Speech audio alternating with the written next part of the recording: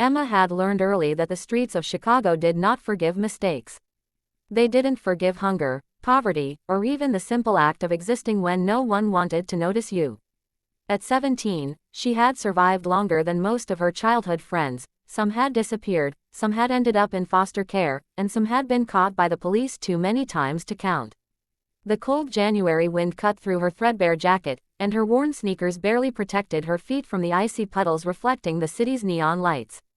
Emma clutched her small cloth bag tightly. It contained her few possessions, a tattered notebook, a half-eaten granola bar, and a pair of gloves she hoped would last the winter.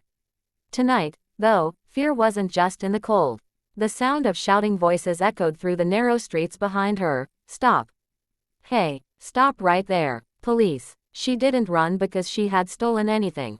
She ran because being a street kid in Chicago meant guilt was assumed, whether you were guilty or not. Emma darted into an alleyway, the shadows swallowing her. Every step was frantic, every breath sharp. There was nowhere to hide, nowhere to escape. And then she saw him, a tall young man standing under a flickering streetlight, looking at his phone. Clean jacket, polished boots, clearly someone from a life far removed from hers. Without thinking, Emma ran straight at him and grabbed his jacket, and kissed him. It was over in a second. But it worked. The police slowed, confused. One muttered under his breath, "Kids these days," and moved on. Emma pulled back, her cheeks burning with shame and fear. "I'm sorry," she whispered. "I had no choice." The stranger, Logan, looked stunned. Then, to her surprise, he laughed softly, not mockingly, but in disbelief. "That was unexpected," he said. Emma wanted to run, but something in his calm voice made her hesitate. "I didn't steal anything," she said quickly. "Please, don't call them." "I won't," he replied.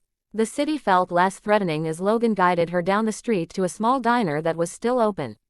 The smell of grilled cheese sandwiches and fresh coffee filled the air, a warmth Emma hadn't felt in years. She hesitated at the door. "I can't stay," she whispered. "You can," Logan said firmly. "No one will bother you here." She stepped inside, shivering. Logan ordered 2 hot meals without making a scene, and Emma finally allowed herself to eat. She devoured the sandwich slowly at first, then faster, realizing no one was judging her. "Where do you live?" Logan asked gently. Emma shook her head. "I don't. Not anywhere real." "That's rough," Logan said. "But you're smart. I can tell." Emma gave a small smile. "Smart doesn't buy food or rent, though." "No," he agreed. "But it can open doors." After dinner, they stepped outside. The cold wind bit again, but Emma felt oddly safe. "I work with a youth organization," Logan explained. "We help teens like you, education, shelter, even jobs. Nothing fancy, but real. Real help." Emma hesitated. "I don't want charity." "It's not charity," Logan said. "It's opportunity. You choose what to do with it." She looked down at her worn shoes, thinking about the last 10 years of survival. "What if I mess up?" "Everyone messes up," Logan said with a small smile. "Even people who never slept on the streets." Emma felt something new, possibility. The shelter wasn't luxurious, but it was safe, warm, and clean. For the first time in years, Emma had a bed to sleep on. The first night, she cried silently, burying her face in the blanket, overwhelmed by a simple comfort she had long forgotten. She began attending classes during the day and helping with chores in the shelter. Slowly, she learned to trust herself and others again. Logan visited. Occasionally, never too much, never too little. One evening, she asked him, "Why did you help me?" He thought for a moment. "Because you didn't beg. You acted. You survived." Emma smiled. "And the kiss?" Logan chuckled. "Maybe a little, but mostly because you had courage." Not everyone in her old neighborhood was happy with her change. Some former friends mocked her new life, calling her soft or fake. One night, police came to investigate a minor issue at the shelter. Emma froze, panic flooding her. But this time, she didn't run. She showed her ID and her enrollment papers. She belonged somewhere now, and for the first time, the streets no longer owned her. When she later told Logan, she admitted, "I was scared." "So was I," he said, proud. "But you stood your ground." Years passed. Emma didn't become rich overnight. Life remained a challenge, but she had a sense of purpose now. By 24, she was speaking to groups of teens who had once been on the streets like she had been. I was running from the police, she told them honestly. I thought my life was over. But sometimes survival looks strange. Sometimes hope comes from the most unexpected moment. Logan sat quietly in the audience. After the speech, Emma walked up to him. 1 second changed everything, she said. He nodded. You didn't hide behind me that night. You chose to live. Emma smiled, not the scared girl from the streets, but a young woman who had survived and grown stronger. Emma's life became a mix of challenges and small victories.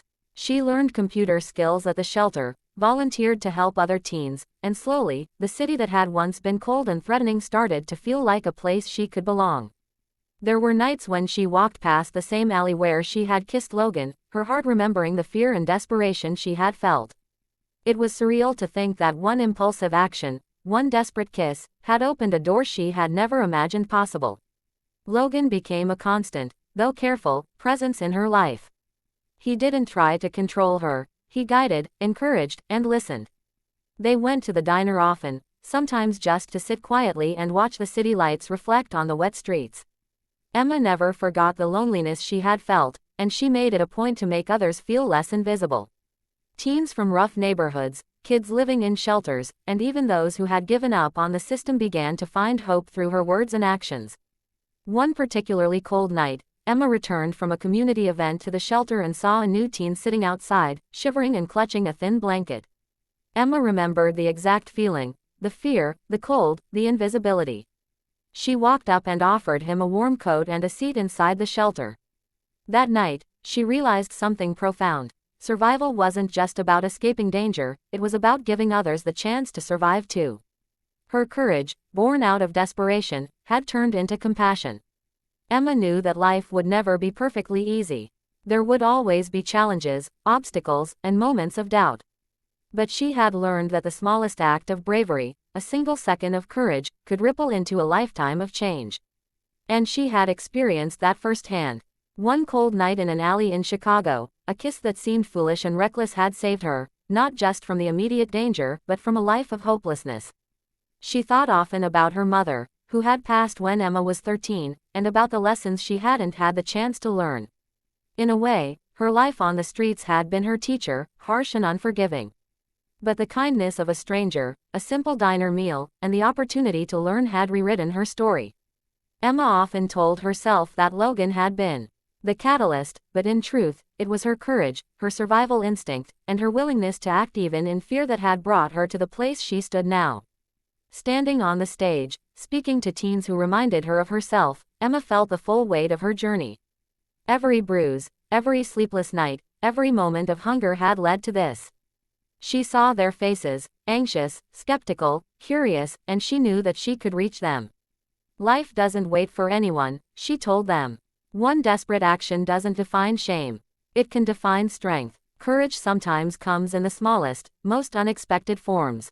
And one act of bravery can change a life forever. As she looked out at the audience, she saw Logan in the back, a quiet smile on his face.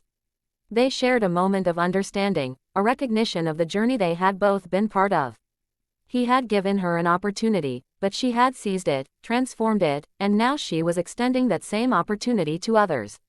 The streets of Chicago still existed, cold, harsh, and unforgiving, but Emma had learned to navigate them in a new way. She had a place in the world now, a mission, and a sense of belonging she had never thought possible. And that one night, when fear had driven her to act in a moment of desperate courage, had become the defining point of her life. Emma's story was a reminder that hope can be found in the most unlikely moments, that courage is often disguised as desperation, and that one small act can indeed change everything. It was a story she carried with her always, one she shared to inspire, to guide, and to prove that even in the darkest nights, a spark of bravery can light the way.